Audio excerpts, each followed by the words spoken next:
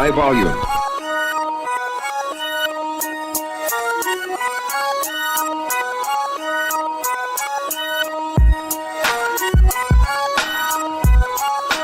Welcome to Out of Pocket. Here's your host, Michael Davis.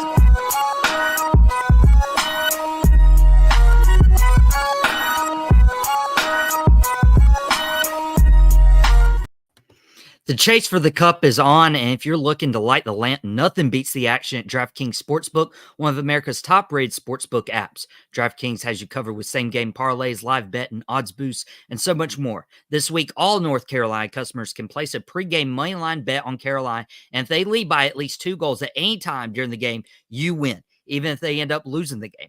Download the DraftKings Sportsbook app and use code Tobacco Road. New customers bet $5 and get $200 in bonus bets instantly. That's code Tobacco Road only on DraftKings. The crown is yours. Gambling problem? Call 877-718-5543. 21 plus, North Carolina only. Bonus bets expire 168 hours after issuance. One early win per opted-in customer. Max bets limits apply. Token expires at the start of the game. See dkng.co/ice for wagering eligibility and terms. It is time to get out of pocket this Thursday afternoon. I'm joined by the producer, Desmond Johnson, and the host of the Two Pointers podcast. He is a basketball aficionado, Mr. Trevor Everette. He's trying to figure out what the word aficionado means, but I promise it's a good word. Oh, I know what it means. Thank you. Oh, you're welcome. So we have a huge basketball show in store for you today. And one of the big breaking news here locally, the Charlotte Hornets have decided who their next NBA head coach will be. And it is Charles Lee from the Boston Celtics. So it is not JJ Redick. After Redick had some interviews with the Hornets, it is Charles Lee. He's worked under the Celtics this year. He also worked for Mike Budenholzer when Budenholzer won Coach of the Year. So I want to start you off with Trevor. What do you think about this hire for the Hornets? Do you like it? Do you dislike it? How you feeling? I like it. He's been in this tier of coveted assistants, even though he's still under 40 years old. He falls in the Darvin Ham, the Kevin Young, who just took the job at BYU, who probably was going to get an NBA job any day now, and was probably going to be in contention for this one. But obviously, the opportunity as a Mormon to go coach for BYU and take over for Mark Pope is an incredible opportunity. So he'll be a coveted. I think he'll be a coveted coach down the road, depending on how he does at BYU. But I like it. There's a reason people kind of questioned the idea of, look, Brad Stevens deserves every bit of credit. He won Executive of the Year for a reason, right? Making the deals that he did. Not only is it making player deals, but it's bringing in quality assistants because, let's be real, they didn't entirely trust their head coach, whether they say that publicly or not. They didn't trust what they felt in Joe Mazzulla last year, right? His nickname amongst Boston fans who were going to the games every week was, second row Joe, right? Second row Joe and not making those adjustments. So what do? You bring in Sam Cassell, you bring in Charles Lee, who, like you said, spent 5 years with Coach Budenholzer and also is a champion, right? He was a big reason for why that defense was what it was in the 21 finals. So at the end of the day, I really like the hire. I think this is somebody that is really young. Obviously, when you put them in a situation like I mentioned the Darvin Ham comparisons, right? All these guys are in the same kind of realm here. Young assistant, really sought after if they're going to get an opportunity. And obviously, there are circumstantial reasons why some guys don't work out. I think he's in that realm of I think he's in a great place to succeed. And if you've never listened to Trevor talk basketball, you just got a glimpse of what he can do. So if you guys can go follow Two Pointers on Instagram, Twitter, Facebook, YouTube, subscribe to his YouTube channel, it'd be much appreciated. He does really good work. And maybe I'll get on another trivia episode here in the future. Maybe a little teaser there. Des, we've been waiting for this news to drop with the Charlotte Hornets hiring their head coach. We knew it was going to come any day now, and that day's finally here. Did it live up to your expectations? What do you think about them hiring Charles Lee? I mean, I like it. I like the fact that he's young, that he's 39, and that he's already had, his resume, he's already had success at a young age everywhere he's gone. Already has a ring on his hand from being an assistant coach for Milwaukee in 2021. Boston's the 1 seed in the East right now. It seems like a pretty good hire. I just gave it an A- on our All Sports Illustrated Hornets beat. That article might already be out. And the only reason why I gave it A- because I was a little intrigued about having JJ Redick as the coach here. even though he's never had a head coaching position or assistant coaching position of any kind, really, other than his kids' teams. I was a little intrigued about having JJ possibly, because I do respect his basketball mind, but I like the hire, and I like the fact that if you look at the NBA playoffs right now, all the old heads are at home. LeBron, Steph, KD, Kawhi, Jimmy Butler, Paul Pierce, you just go through like the ones that are 30 something and older, they're all at home. And the young teams are the ones that are actually I don't know what exactly has gotten into Minnesota, but Minnesota and OKC in particular are young cores of teams. And I'm just looking at Charlotte, like we were drafting in the same lottery as these teams, like just 2 years ago for some of these guys. Now, granted, none of us got an Anthony Edwards out of it, but except for Minnesota. But Charlotte did draft Shai Gilgeous-Alexander, by the way, and traded him to the Clippers for the following pick and some second round picks. That following pick ended up becoming Miles Bridges. So, and Shai just finished second in MVP vote. So there you go. How to lose your Hornets audience 101, bringing up the Shea trade, man. That one. Look, I have Hornets fan friends and I have Thunder fan friends, and it's just a constant rigmarole there. But in terms of Charles Lee being hired as the head coach, I like it. I like the new ownership. People were saying Michael Jordan was hardly ever in the building. The new ownership, they're there, they're active in the community. I want the Hornets to get back to where they were in the 90s, where they were like the draw. Like, the Hornets were the hot ticket in town, and like you wanted to go watch Muggsy and Larry Johnson and Zoe and Kendall Gill and those guys play. And I'm hoping they can build out with Charlotte with Miles Bridges, LaMelo Ball, Mark Williams, Brandon Miller, and potentially a top 4 pick in this draft. And I'm actually hoping they double down on size and get a Zach Edey or Connor Clingan to match with Mark Williams on the baseline, similar to what Minnesota's doing. So I'm hoping that comes about. I'm happy with the hire. To double down on his point, though, about age, right? Obviously, the team is very obviously young, right? We understand that. But just to rattle off a few things, he mentioned Charles Lee's age at the beginning of that part. The GM, who I think we'll get into here in a minute, I have a point of it if it comes up. He's 35, the new GM. He's 35. Gabe Plotkin, that took over as one of the owners, he's 45. And then obviously Rick Schnall, he's been in the business for a long time. He's 54 even. But still, you have a young ownership group and young head coaching circle that's going to coincide with a young team. I think it's really, really good timing, and which is why I like the hire the most. Yeah, and you guys mentioned with the youth of the Charlotte Hornets, not only on the roster with LaMelo and Miles Bridges and Brandon Miller, but also in the front office with Charles Lee and Jeff Peterson as well. I mean, it could be a turning point for the Charlotte Hornets. How long do you think it really takes for this team to build up this program and to where they are consistently in the playoffs? Trevor? I think they can be a 9-10 seed next year. I really do. I think this team can compete and be really good. I think the problem that you're running into, like, to be clear about the age point about the GM and stuff, just to make it abundantly clear, is this is an out with the old, in with the new, right? Des mentioned Michael Jordan never being in the building. Look, if I'm Michael Jordan, I don't want to spend more than 2 minutes in any place anyway. Or I'm Michael Jordan, I can do whatever I want. I'm a billionaire. Like, I'm going to go to fishing tournaments instead of going to Hornets. It is what it is, right? He has more fun at the fishing tournament down in Oak Island or wherever it is, Emerald Isle, than he does anywhere else. Let's be real, right? He's reached a point where he's just doing what he wants and has fun, right? But anyway, my point being is this is a very true out with the old, in with the new. This is where we've ended up, right? It's the trades, even at the trade deadline, to shed Terry Rozier and Gordon Hayward. That tells you that, right? This is where I wasn't a huge fan of Mitch Kupchak for a long time. Wasn't a huge fan of, the conglomerate of some of the coaches. I'm a fan of Borrego, but wasn't a fan of the way Clifford was talking in public spaces in the last few years. It just didn't seem to add up with what we saw on the floor. How long it takes is such a hard question because, like, you see teams where the Thunder last year were a 10 seed, right? And they played the Lakers and they put up a fight, and we knew if they didn't get size, they weren't going to be in this position.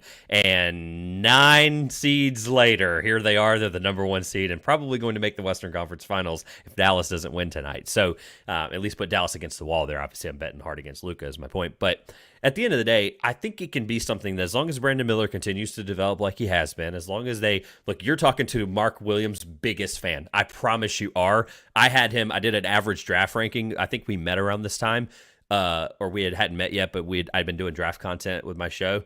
And what's up, Peyton?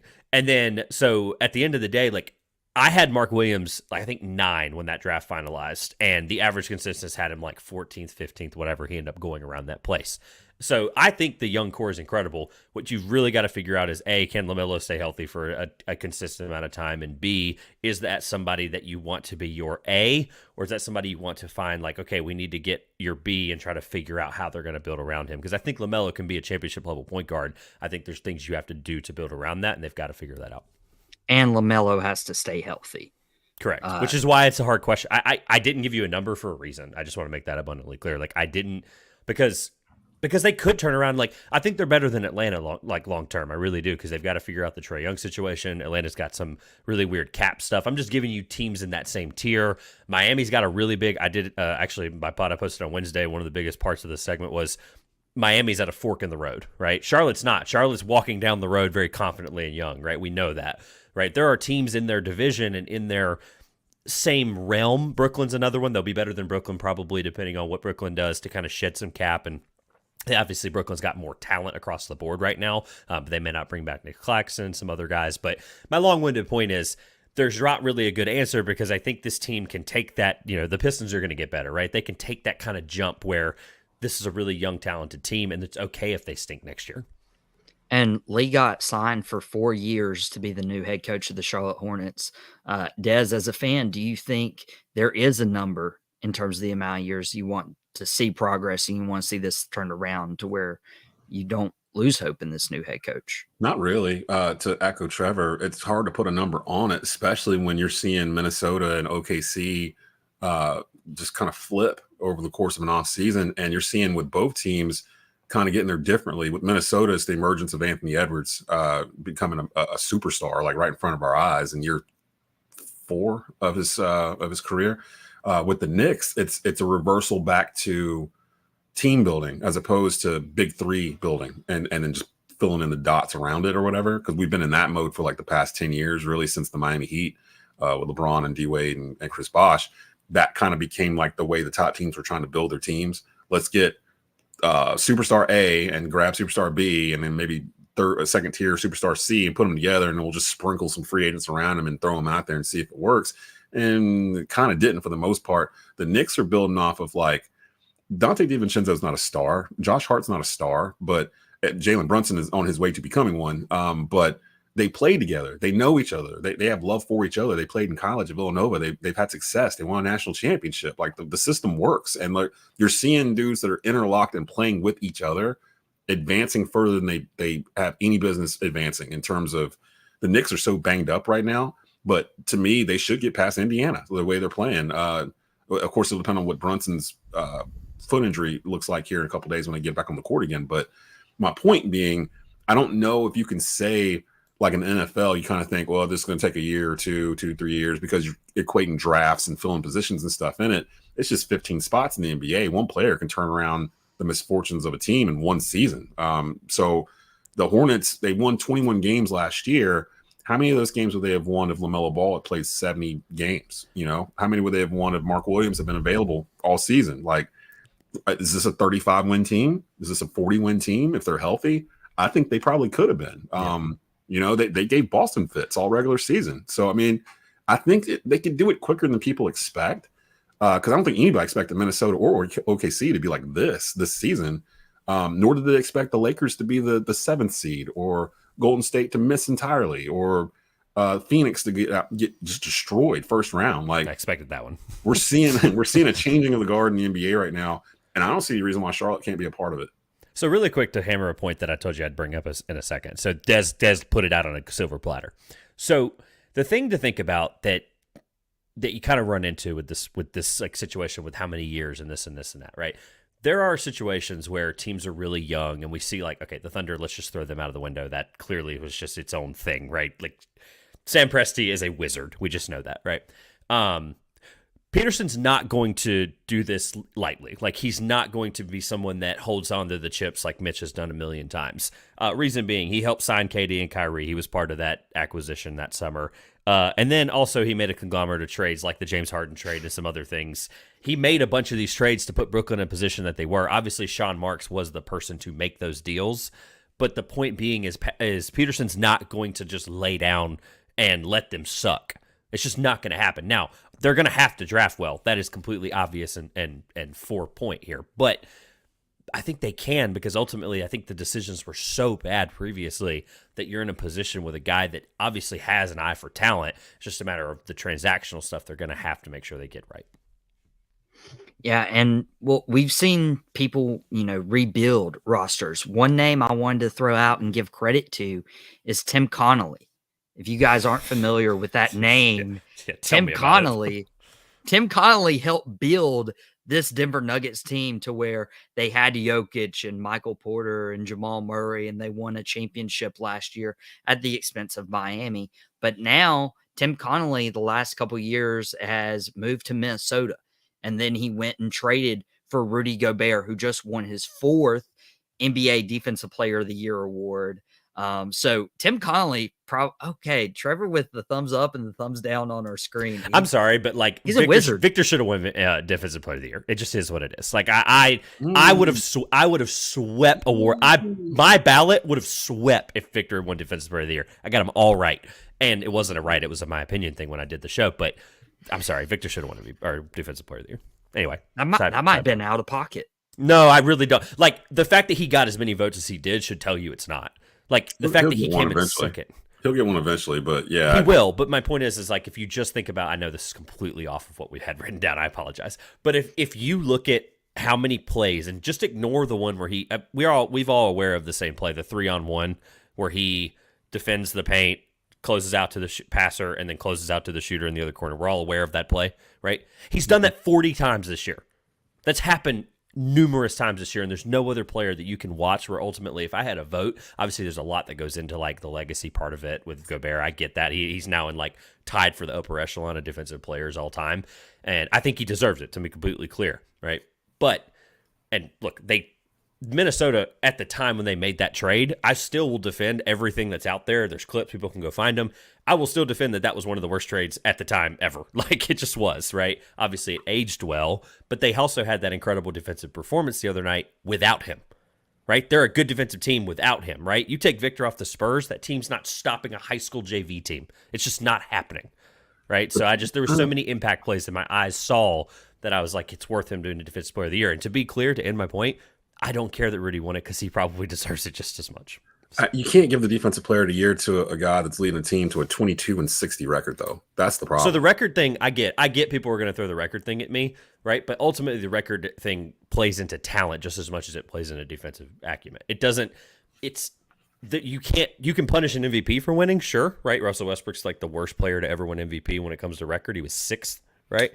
But he had to average a triple-double in order to overcome that. Yeah. Look, but we don't penalize rookies for Rookie of the Year. We don't penalize Most Improved Player. We don't penalize any of these awards that really should affect some of the team value.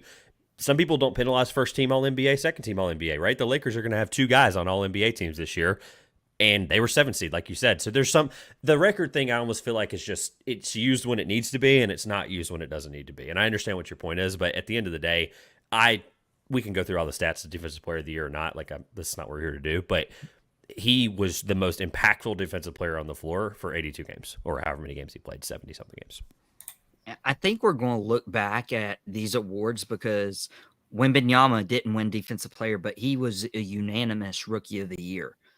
Rudy Gobert getting his 4th Defensive Player of the Year award. Nikola Jokic getting his 3rd MVP award. Like, we're going to look back in 10 years when we're like, oh, I wonder who won the awards in like 2024. And we'll go back and look and we're like, whoa, that was solid. Shout out to Naz Reid for actually winning that award, and he deserved it. I'm so glad that he won that award because he was thrusted into a starting role. He hadn't started any games, just like Malik Monk hadn't, at the midway point of the season.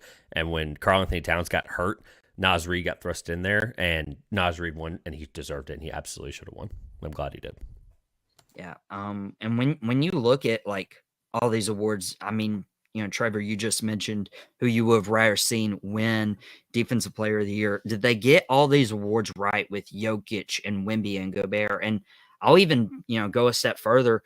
What does this mean in terms of their legacy? Like, does the 3rd MVP help Jokic's legacy more than Gobert's 4th Defensive Player of the Year helps his legacy versus Wemby being a unanimous Rookie of the Year as he starts his NBA career?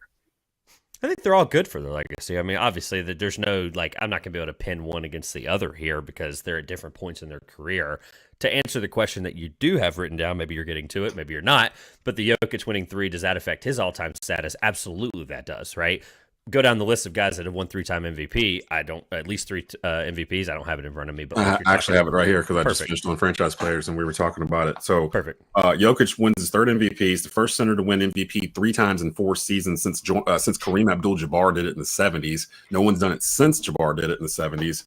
He's the 9th player in NBA history to win 3 MVP awards, listen to this list: Kareem Abdul-Jabbar, Michael Jordan, Bill Russell, LeBron James, Wilt Chamberlain, Moses Malone, Larry Bird, Magic Johnson.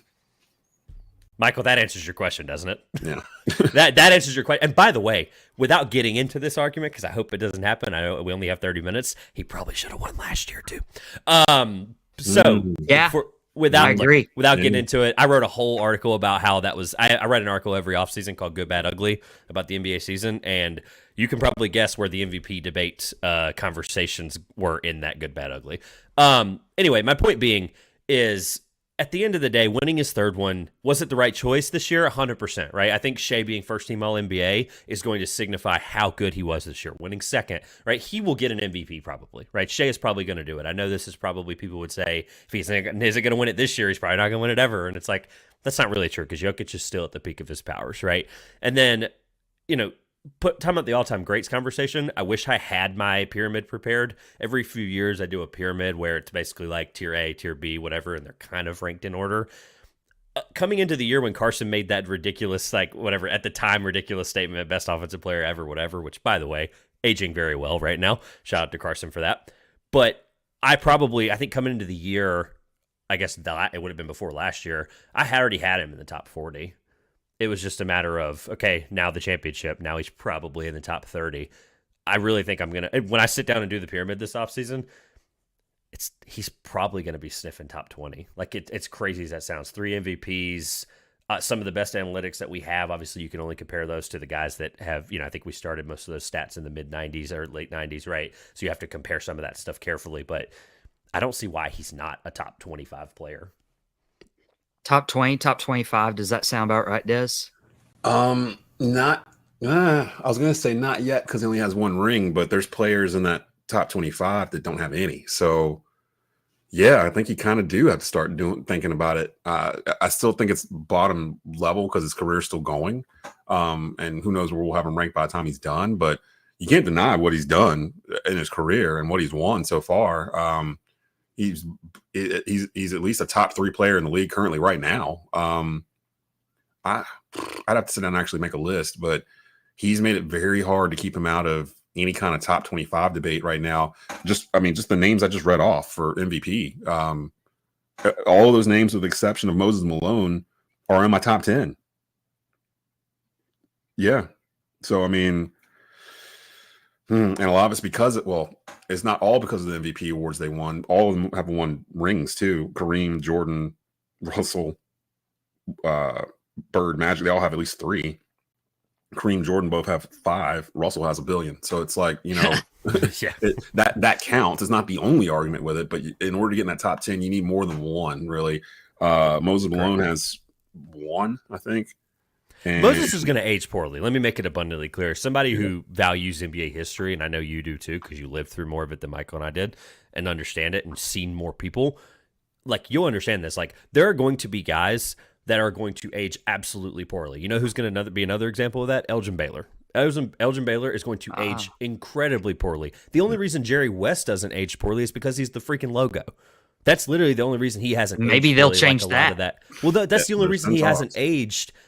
He will age poorly, just like a lot of those other guys. He's become more known now as being a top executive than correct. Yeah, that helped him out as time goes by. And it's the same argument people give about LeBron and Jordan, where it's like their past didn't really cross. So the people that were alive to see Jordan and LeBron, like myself, I'm 46. I saw the entirety of Jordan's career, the entirety of LeBron's career. I literally can say, I watched them both. I'm basing it off of that, not just YouTube clips and what people were saying back in my day. Michael Jordan used to do it. No, I saw it. And I feel like LeBron fans are trying to erase my childhood by saying that there was something better. But to me, I'm looking at it like, okay, If you're under the age of 40, you all you know is LeBron James. You haven't seen anybody play basketball better than LeBron James. So it's hard for you to fathom that there was something else that was better than this. And the ones that were there were like, yeah, there was. So it's harder to kind of make that argument. But as we get older, those Jordan fans are going to move off to the side, so to speak, and LeBron narrative start taking over. Same way my dad would never say Michael Jordan was the greatest basketball player he saw. He would always say Kareem Abdul-Jabbar. So it goes in generational terms, and that's how, perception and time. We'll see how that goes as we go forward with everything. But somebody made a great comment to me about LeBron and Jordan the other day that I was like, that's perfect in terms of how to sum it up. LeBron James is the best athlete to have ever played professional basketball. Michael Jordan is the greatest basketball player that's ever lived.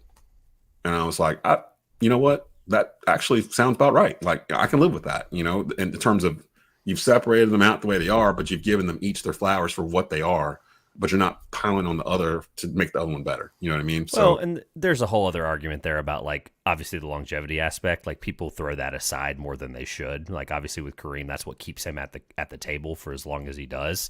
And if Kareem didn't have magic the last 8 years of his career, then he might not have played 21 years. But but that's my point. Kareem should be held at the table. Kareem, if it's I used to call it the table, right? If you're at the table, right, there shouldn't be things that we use that aren't consistent across these guys, right? LeBron's longevity, as much as, and this is not directly at Des, but there are people in Dez's era that will say like that, like they will find a way to use that as a negative thing, right? Where it's like, okay, well, X, Y, and Z, the peak of the career.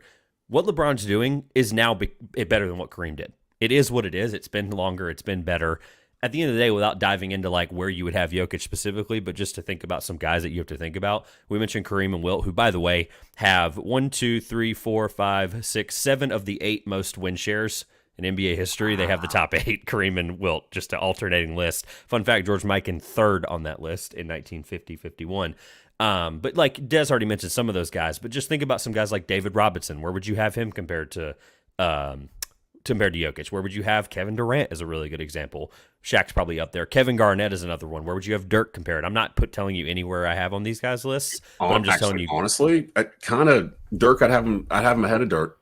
Fair, yeah, basically the same player. I have him ahead of Durant, to be honest, just because of I think Durant's messed up his legacy by moving around so much. Yep. And the further along they go, the worse it is. And that was actually something I was going to ask you guys.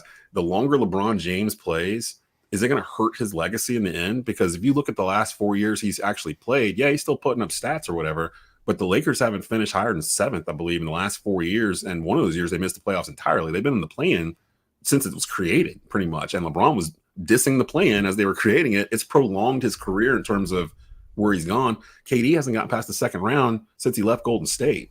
And he's linked up in Brooklyn and now Phoenix with other stars and have not been able to get it done. It's almost like Kevin Durant almost can't go someplace else again because he's already bounced around so much. He's become this assassin, and like now he's older, so that's affecting his legacy too. It's just, I don't know. Like Jokic, the longer this goes, say Denver does something crazy and they end up tying the series with Minnesota and don't get swept, which is the general notion at this point. I don't know how they're going to be able to pull it off, but they don't have a bench, they don't have guards. Say they do, though, that would push it's the narrative, the story of Jokic, like the narrative of what he's doing in his career. It's still being written, so it's hard to say where he is. Right. But you can have a weighted scale, though. Yeah, you can have a weighted scale. And to use your Kevin Durant, your LeBron question a little bit, like, here's the problem, though, right? Durant, I'm going to hold stronger, or I'm going to hold against stronger, because what LeBron's doing, I mentioned it, I think, whenever you had your headphones off for a second, so I'll say it again. What LeBron's doing has now eclipsed what Kareem did at the same age. It already has. Like, statistically, it's already better than what Kareem did. And regardless of the stats, regardless of the legacy narrative, all that stuff, what LeBron's doing is something that should be celebrated. What he's doing into this age, it needs to be held to the same account, though, as Durant because of the situations. But we do need to mention, though, we can't hold it to the same standards because the game is different. It's all spaced out. It's easier for LeBron to average 25 points per game when he's not having to bang in the paint like he would have done if this was 1995. Like, it changes the wear and tear on his body. Like, he literally is shooting more threes now than he ever did in his career. So like, he's staying out of the action. He's still scoring. He's still getting his buckets or whatever. But Kareem was doing this in the late 80s. Like, and how much are we considering then? How much are we taking Jordan's last 2 years in consideration? With the Wizards, I really the don't. Wizards? Even though It's the he same. played like 78 games in one of those 2 years and was averaging like 23, 24 points per game, he was actually getting better before he got hurt finally at the end. But it was the Wizards. He didn't have somebody with him. That's what I'm saying. LeBron has AD. Like AD is a top 20 current player right now. Jordan didn't have that with the Wizards. He had Brendan Haywood. AD's going to be an all NBA team. Yeah, the way, and he should be another dude with him. Like Jordan didn't have that in Washington at all. They were a perennial lottery team when he came down from the owner's box. The way I would think about it is, or I would encourage people to think about it is, I agree with you that the game has changed and that's going to help him prolong it. Obviously, he's got resources. He spends $2-3 million a year on his body. We all get that. But if he's consistently trying to compete, I say trying to, right? Like finishing 7 is not great, but like we know how good the West is. There are years where this is going to happen, right? Or there was years when Jordan wasn't competing because the Pistons were so good. We all know this, right? It's the same argument. My point being is if he continues to do this, where it's almost like the Brady comparison, where if he's this good, making all-star games, winning enough games to be competitive in the West to not be, it's not like they're 10 seed, right? They're fighting to be 5, 6, 7, sometimes 8, obviously some of these years. But my point is think about if he continues to do this till he's into his, like, let's say 43 to 45 range, you have to now look at that and go, even if it's declining, which it hasn't, it has declined in the overall what his impact is athletically. My point is just think of it as a comparison where this is impressive. It is what it is. Like what he's doing is impressive. Oh, I'm not taking that away from LeBron. Yeah, what he's doing is super. But that needs to be on the resume because that's something that people are going to use against him. But is it enough to push him to where he keeps crowning himself as the GOAT? I don't think it is. I hate when he does that. To be abundantly clear, you should never do that. That's why he's not the GOAT. Like that's our job. Our job is to crown you the GOAT. It's not your job to self-proclaim yourself the GOAT because that's going to push people away from you. Like Jordan never called himself the greatest. Matter of fact, he would always bristle to the suggestion saying, it's not fair. We'll play at a different position. All these other players play different positions in different eras, so it's unfair to really do it that way. And that makes people adore Michael Jordan for saying it because he can easily be like, yeah, I'm the greatest. And on the court, he probably tells people that all the time, but he doesn't have to go into a microphone and say it. It's just assumed. Like my man. Like I always say, Michael Jordan is the only NBA player I can think of who had to drive past a statue of himself on the way to work in the morning. You know what I mean? Like that's a different, like while he's still playing, that's a different level of like LeBron ain't got that. Kobe didn't get that. Shaq didn't, none of these guys got that. Jordan got a statue for when he retired the first time, came back after 18 months, won 3 more titles. Dude three-peated twice in a decade. And the second three-peat, the team was completely different. It was just him and Pippen and Phil Jackson. Everything else was brand new. So it says something in of itself. And it's all about moments. That's the GOAT conversation. It's not about stats. It's not about longevity. It's not about who scored the most points or anything like that. I've heard players saying this. It's about moments. It's about how you felt about that player when they're on the floor. It's about what did they give you in terms of fear factor, clutch, memorable moment, like knowing that until LeBron walks off the floor, he's going to be someone that people still continue to fear, even at age 45. I'm just making that abundantly clear, which is why the longevity thing needs to not be thrown aside like it does a lot. That's all. That was my whole point. Was the longevity thing gets used against him? It's starting to get used against him, as crazy as it sounds. Kobe and Kareem get the same bump for their longevity as well. And Kobe was bad his last 2 years. Let's just be upfront about that. I'm the biggest Kobe fan in the entire world. I promise you. Blew his Achilles and went back and shot free throws on it. I'm the biggest Kobe fan east of the Mississippi. I promise you. But that goes to my point with the GOAT conversation with moments. Like he was horrible the last 2 years of his career, but what do we remember the most those last 2 years? Him blowing his Achilles, still walking to the free throw line and knocking down 2 free throws with a blown Achilles, and then scoring 60 when his back didn't work. His last game going out with 60. It's moments. You know what I mean? That's what puts them on this GOAT card. It's not that LeBron is the number 1 scorer in NBA history or whatever. That helps Kareem's resume that he was the number 1 scorer, but it was also moments that Kareem had that put him in that GOAT conversation too. So that's all I was saying. So it's not so much stats or longevity because Jordan only played 13 years, but it's moments. It's a feeling. It's a vibe. It's kind of hard to kind of quantify, but LeBron definitely is sitting at the table. I'll never say he's not sitting at the table. And this could be a conversation another time, but like we can't blow past Gobert winning 4 Defensive Player of the Year awards. Like he ties Ben Wallace and Dikembe Mutombo for the most Defensive Player of the Year awards. And like when you start talking about his legacy, Gobert's never mentioned in the GOAT conversation. I don't think it deserves to be mentioned in the GOAT conversation, but when it comes to defensive defense, player GOAT, sure, yeah. I mean, and he also shut down the entire league for, several months. Yeah, talk about moments. That's going to be the biggest scored. moment. That's the biggest moment in health and sports history, okay? No one's topping that. No one's going to forget that ever. He not only shut down an entire association, he shut down the whole world. He kind of did, yeah. Pretty much. He was patient zero. He was literally patient zero. He was the first one to have it. So once NBA shut their season down, everybody was like, "Oh, this is a real thing." How bad do we look? Because we all clown that trade. Like I vividly remember clowning that trade when they made it, and you said it at the top of the show, Trevor. I still say it was one of the worst. At the time, it was still one of the contextually. At the time, it was one of the worst. I'm actually going to give that award to the Clippers for trading for Paul George for what they gave up to OKC. OKC is what they are right now because of that Clippers trade. They got Shai Gilgeous-Alexander out of it, a bunch of first round picks. Like I saw a graphic on Twitter. It was a bunch of stuff they got for Paul George. Like that's all they got was Paul George, and they're sitting at home now in the first round. So after the first round, so just crazy. And who knows where Paul George is going to end up this offseason. By the way, thank you guys for staying on Out of Pocket this afternoon. We went a little over, but before I get Trevor, that's how the GOAT conversation works, baby. You just throw it all out the window, buddy. I mean, we could go like 3-4 hours on this, but everybody got to get back to their work. Before we let Trevor go, we know who the Hornets head coach is. I want to know Trevor's opinion on who the Lakers head coach will be. Oh God. It'll probably be Budenholzer because they're going to capitalize and try to win a championship. That's probably who it will be. Who I want for the long-term future of having Anthony Davis and being built around him, I want Kenny Atkinson. I know people are going to throw JJ Redick out there, but JJ Redick is not a head coach. He said this, the only thing he's ever coached is his children's AAU teams.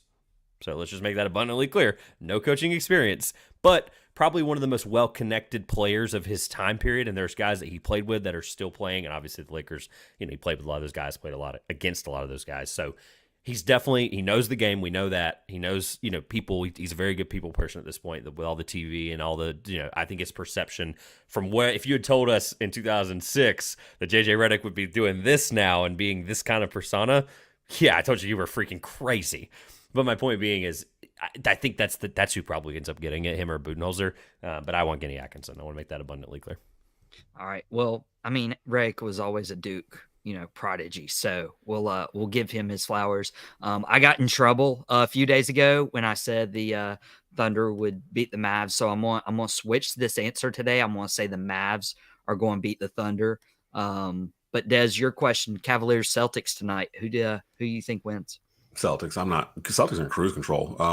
The Cavs are just happy to be here at this point.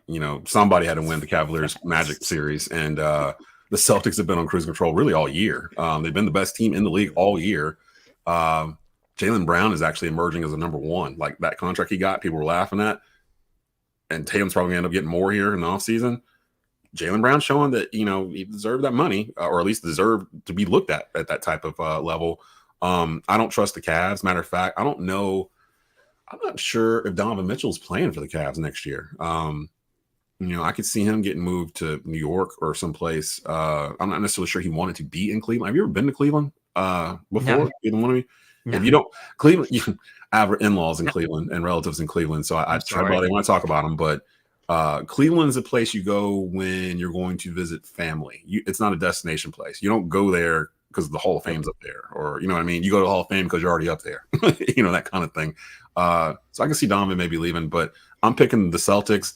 It's going to be Celtics, Knicks, Eastern Conference Finals, Minnesota, OKC, Western Conference Finals, and I'm kind of leaning towards Knicks, Timberwolves for the finals. I think that's kind of what I want to see. But the Knicks are so banged up. Like, it's probably going to be Boston, Minnesota, to be honest. I want Boston, Minnesota really bad. I could see Tatum and Edwards going at it. That sounds fun. So that would be a lot of fun. I'm going to pick the Celtics here because there's no reason that they should lose to the Cavaliers tonight. To your point about the Knicks, by the way, if someone had told you, I forgot to say this earlier, if someone had told you 2 years ago, just someone walked up to you and was like, "Hey, Des, Dante DiVincenzo is going to be the second best player on an Eastern Conference Finals team," you'd have been like, cool. I want whatever drug Yeah, you're on right now. Like, seriously, Are like, you kidding me? It's crazy. It's weird because it's giving me 2016 flashbacks. Everybody knows I'm a Carolina fan, so like it's giving me 2016 flashbacks of Villanova and like that team. And I'm like, I'm watching 2016 Villanova in New York, basically. It's really funny. It like that Knicks team. All they need is Jay Wright coaching it, pretty much. Like, and it feels like his fingerprints are all over Bridges it. would be good too. I was saying Mikal Bridges is probably not going to be in Brooklyn next year. I would not be surprised if the Knicks go after Bridges and bring him in. It's crazy. Like it's not. No one's really tried to do this before that I can think of, where you're bringing in these guys that all played together in college. The Bobcats did it with Sean May and Raymond Felton back in the day, but this is different. Dante looks like a different player, like when he's playing with those guys. Josh Hart too. The Lakers drafted Josh Hart like way back. So I mean, I don't know what it is with the Knicks, man. It's something with the Knicks. They're just cooking right now. It makes me want to watch them. And Brunson got this old man YMCA game going on right now, where like he's not even barely leaving the floor and he's scoring 39, 40 points a game. Like it's fun to watch. I just don't know how long the Knicks can sustain it because they're banged up so much. Mitchell Robinson got hurt and he's out for weeks. Yeah. So I don't know what they do here going forward. I don't know how much Brunson can keep doing this, but it's been fun to watch.